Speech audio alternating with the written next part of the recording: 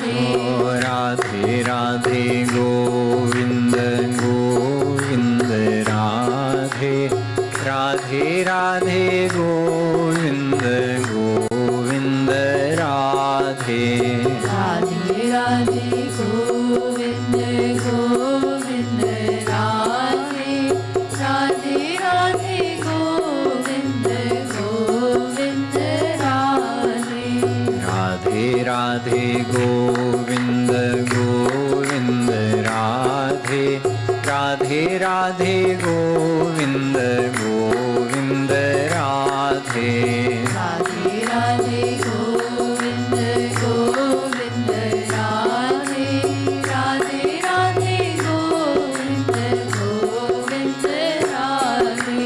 Radhe Radhe Govinda Govinda Radhe Radhe Radhe Govinda Govinda Radhe Radhe Radhe Govinda Govinda Radhe Radhe Radhe Govinda Govinda Radhe